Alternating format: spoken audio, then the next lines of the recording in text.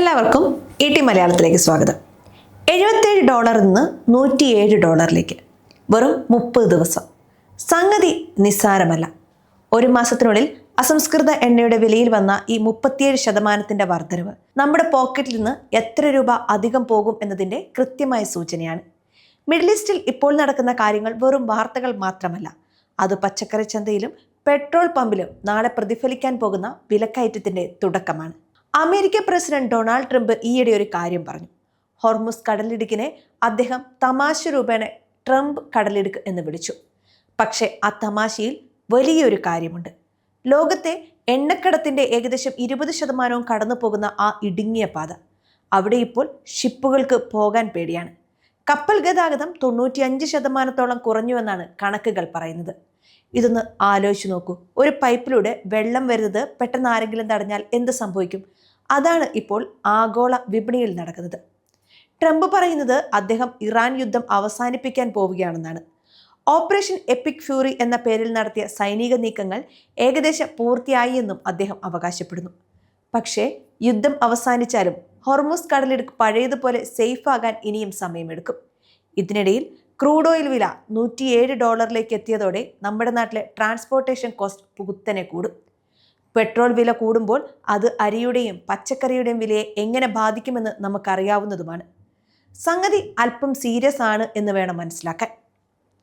ഒരു കാര്യം ഞാൻ പറയാം, നമ്മൾ മലയാളികളെ സംബന്ധിച്ച് ഇതിനൊരു മറ്റൊരു സൈഡ് കൂടിയുണ്ട്. ഏകദേശം 35 ലക്ഷം മലയാളികളാണ് മിഡിൽ ഈസ്റ്റിൽ ജോലി ചെയ്തത്. അവിടെ ഒരു അസ്ഥിരത ഉണ്ടാകുമ്പോൾ അത് നേരിട്ട് ബാധിക്കുന്നത് കേരളത്തിൻ്റെ സാമ്പത്തിക വ്യവസ്ഥയാണ്. റെമിറ്റൻസ് അല്ലെങ്കിൽ വിദേശത്ത് നിന്ന് അയക്കുന്ന പണം കുറഞ്ഞാൽ കേരളത്തിലെ റിയൽ എസ്റ്റേറ്റ് മുതൽ കൺസ്യൂമർ മാർക്കറ്റ് വരെ തളരും. ഏപ്രിൽ 9 നടക്കാൻ പോകുന്ന അസംബ്ലി തെരഞ്ഞെടുപ്പിൽ പോലും ഈ ഒരു സാമ്പത്തിക പ്രതിസന്ധി ഒരു പ്രധാന ചർച്ചാ വിഷയമായി മാറിയിട്ടുണ്ട്. ഇനി ഞാൻ പറയുന്നത് ശ്രദ്ധിക്കണം. എണ്ണവില കൂടുമ്പോൾ അത് നമ്മുടെ കയ്യിലുള്ള സേവിങ്സിനെ എങ്ങനെ ബാധിക്കും എന്നറിയണം. ഇൻഫ്ലേഷൻ അഥവാ വിലക്കയറ്റം. സാധനങ്ങളുടെ വില കൂടുമ്പോൾ നമ്മുടെ കയ്യിലുള്ള പണത്തിൻ്റെ മൂല്യം കുറയുന്നു. ഈ സമയത്ത് നമ്മൾ എന്ത് ചെയ്യണം? ഓഹരി വിപണിയിലോ മ്യൂച്വൽ ഫണ്ടിലോ നിക്ഷേപിച്ചിട്ടുള്ളവർ തങ്ങളുടെ പോർട്ട്ഫോളിയോ ഒന്ന് റീചെക്ക് ചെയ്യേണ്ടി വരും. പ്രത്യേകിച്ചും ഓയിൽ ആൻഡ് ഗ്യാസ്, ലോജിസ്റ്റിക്സ് മേഖലകളിൽ താല്പര്യമുള്ളവർ അതീവ ശ്രദ്ധ പുലർത്തണം. ലോകത്തിൻ്റെ ഒരു വശത്ത് സംഘർഷമുണ്ടാകുമ്പോൾ മറ്റൊരു വശത്ത് നമ്മുടെ നിക്ഷേപങ്ങളുടെ മൂല്യം താഴാനും സാധ്യതയുണ്ട്. സത്യം പറഞ്ഞാൽ ഹോർമുസ് കടലിടുക്കിലെ ഈ പ്രതിസന്ധി ഇന്ത്യയെ സംബന്ധിച്ച് അല്പം ആശ്വാസമുള്ള ഒരു കാര്യം കൂടിയാണ്. റഷ്യയിൽ നിന്നുള്ള എണ്ണ ഇറക്കുമതി. ഇന്ത്യയുടെ എണ്ണ ആവശ്യത്തിന്റെ 40% ഇപ്പോൾ വരുന്നത് റഷ്യയിൽ നിന്നാണ്. അവ ഡിസ്കൗണ്ട് നിരക്കിലാണ് ലഭിക്കുന്നത്.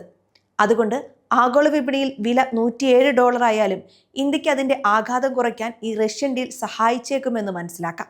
എങ്കിലും ആഭ്യന്തര വിപണിയിൽ വില കൂടാൻ സാധ്യതയുണ്ട് എന്നത് തള്ളിക്കളയാനാവില്ല. നമ്മൾ അറിഞ്ഞിരിക്കേണ്ടത് ഇതാണ്: ജിയോ പൊളിറ്റിക്സ് എന്നത് എവിടെയോ നടക്കുന്ന കാര്യങ്ങളല്ല, അത് നമ്മുടെ അടുക്കള വരെ എത്തുന്ന ഒന്നാണ്. ബ്രെന്റ് ക്രൂഡ് 100 മുകളിൽ നിൽക്കുന്നിടത്തോളം കാലം മാർക്കറ്റിൽ വൊളാറ്റിലിറ്റി ഉണ്ടാകും. ട്രംപിന്റെ പുതിയ നീക്കങ്ങൾ ഇറാനെ ശാന്തമാക്കുമോ അതോ കൂടുതൽ പ്രകോപിപ്പിക്കുമോ എന്നത് കണ്ടത് തന്നെ അറിയണം.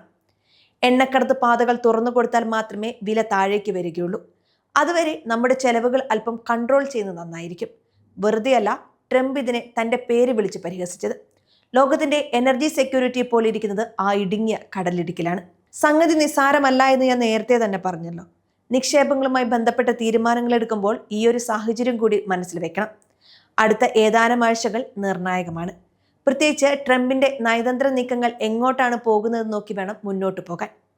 ഇത്തരം കാര്യങ്ങൾ കൃത്യമായി പഠിച്ചു വേണം നമ്മൾ പുതിയൊരു സ്റ്റെപ്പ് എടുക്കാൻ. ഈ വീഡിയോ അറിവിലേക്കായി മാത്രമുള്ളതാണ്. നിക്ഷേപ തീരുമാനങ്ങൾ എടുക്കുന്നതിന് മുമ്പ് ഒരു സെബി രജിസ്റ്റേർഡ് അഡ്വൈസറുമായി സംസാരിക്കുക.